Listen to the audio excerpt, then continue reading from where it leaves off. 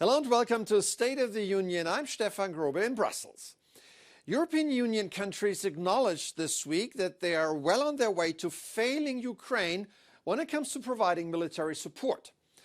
Earlier this year, EU leaders promised to provide 1 million rounds of ammunition to Ukraine's front line by springtime next year in what would have amounted to a serious ramp-up of production. But the bloc is finding it tough to come up with the goods. At a meeting in Brussels, Germany's defense minister was brutally honest. The promise of 1 million rounds of ammunition was a pipe dream from the beginning, he said. So, is this embarrassing at best and a debacle at worst for the EU?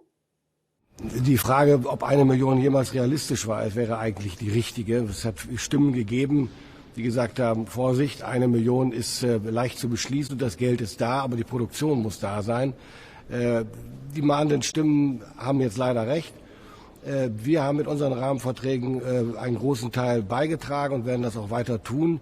Wir sind in Gesprächen mit der Rüstungsindustrie. Die Produktion muss hochgefahren und beschleunigt werden. Das ist das Gebot der Stunde. The other conflict that Europe is struggling to deal with these days is, of course, the war between Israel and Hamas. More than the war in Ukraine, this one has revealed deep divisions, not only between EU governments, but also within our societies. And a misplaced message of criticism can cost you dearly. This week, the Web Summit took place in Lisbon, one of the biggest tech events in the world, following the resignation of its CEO for suggesting, in a tweet, that Israel committed war crimes in Gaza. This prompted the boycott of the Web Summit by big names like Google, Meta, Siemens and Intel. The whole affair briefly distracted the conference from its top topic, artificial intelligence, a challenge for our societies that cannot be underestimated. I think that AI is going to be transformational in our lives. Some of it is happening already and some of it is yet to come. From my perspective, how we use AI, how we govern AI, how we ensure that our humanity is at the forefront of AI and that it works to make our societies better is the most important imperative. For AI to make societies better and not do any major harm, the world is finally starting to regulate artificial intelligence. But what is really important? Joining me now is Victoria Espinel, CEO of BSA, the Software Alliance, an industry group representing software companies in the United States. She also advises President Biden on AI as head of the National Artificial Intelligence Advisory Committee. Welcome to the program. Thank you. I'm so pleased to be here. So there are attempts underway in both the European Parliament and the US Congress to regulate AI. What should be the major points in such a legislative framework? It's a very busy time for AI regulation, which is fantastic. And I would say to policymakers around the world, not just the United States and the EU, but around the world, focusing on the most significant risks that we are facing today, risks that can be addressed, I think is what policymakers should prioritize. I think there are great attempts happening in the United States and Europe and other places to have a risk-based approach that is flexible. And the last thing I would say is making sure that it is flexible enough that it will work for the long term, because innovation is going to continue to move forward. And so we need regulation that will be future-proof. Is the European approach different than the American? They are similar in some ways. I think both of them have taken an approach where they are focusing on risks that can be addressed today. And I think that's positive.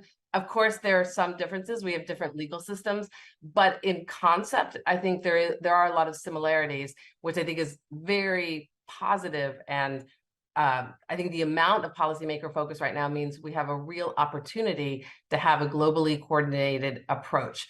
That opportunity won't last forever. So this is the moment for governments to be working together.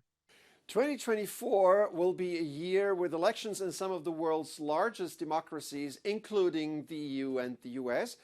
How concerned are you that AI will usher in a new era of political disinformation? That has already been happening. I think the concern is whether or not it will be exacerbated, whether it will be accelerated because some of the tools are there. I think the good news is that because this has been an issue before, it is something that tech companies, that the software companies are very focused on fixing, and policymakers know that this is a real threat that needs to be addressed. So I think that level of focus, again, gives us a real opportunity to put rules in place that will address those risks. And I'm hoping that the elections, in a sense, are a catalyst for that movement. How should we defend ourselves as societies against bad actors in election campaigns? There are many parts to that answer, but I think one of them is to have the public have as much information as possible, including whether or not content that they're seeing, has it been generated by AI? Has it been manipulated by AI? And so one important step that I think industry and governments can take together is trying to make sure that the general public understands as much as possible about the content that they're seeing. All right, Victoria Aspinall, CEO of BSA, the Software Alliance. Thank you so much for speaking to us today. Appreciate it. Thank you so much for having me. Let's go back to the Web Summit. One of the stars of the tech conference was Desdemona, Daisy to her friends, a pop star robot powered by a large language model, or LLM, created to explore the potential of AI in the entertainment industry. That means that, thanks to artificial intelligence, Daisy has been trained to mimic human writing by processing a large database of text. And on that, she was quite confident. Robots are amazing. We can do things that humans can't. So it's really cool to be able to explore the world with a different perspective. Plus, it's just fun to hang out with my robotic friends.